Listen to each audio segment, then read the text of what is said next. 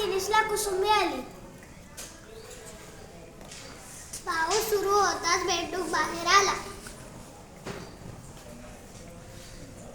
काळी टोपी हॅरीची आहे.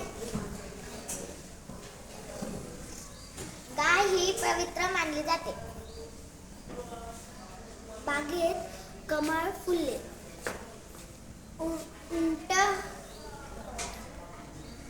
उंट वाळवंटात राहतो. एडका गवत खातो.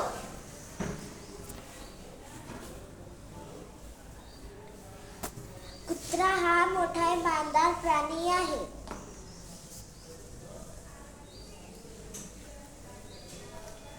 आजी गोष्ट सांगते.